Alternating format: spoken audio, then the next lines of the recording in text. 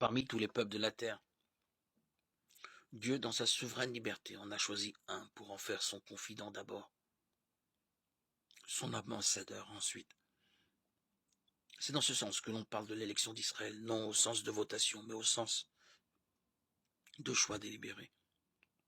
Encore faut-il préciser qu'il ne s'agissait pas encore d'un peuple à proprement parler.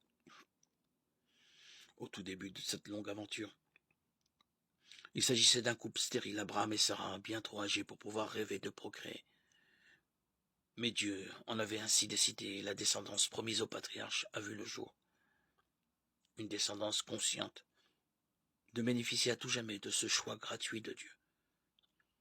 Méditant sur cette expérience unique, le livre du Deutéronome prête à Moïse des paroles émerveillées. Est-il arrivé quelque chose d'aussi grand? A-t-on jamais connu rien de pareil? Deutéronome 4, 32. Et il détaille les événements qui furent pour Israël la preuve manifeste des interventions de Dieu en sa faveur. Est-il un peuple qui ait entendu comme toi la voix de Dieu parlant du milieu du feu?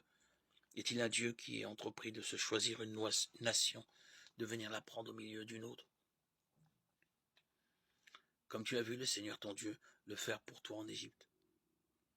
Les lointains descendants d'Abraham comprennent très bien ces évocations de la sortie d'Égypte. Terre d'esclavage, d'oppression, de génocide, de la conclusion de l'alliance au Sinaï. Vous serez mon domaine particulier parmi tous les peuples. Vous serez pour moi un royaume de prêtres, une nation sainte. Exode 19, 5, 6. Du don de la loi. Sans compter la sollicitude de Dieu tout au long de la difficile traversée du Sinaï jusqu'à l'entrée en terre promise. Comment ne pas rendre grâce avec le psaume 147? Il révèle sa parole à Jacob, ses volontés, ses lois à Israël.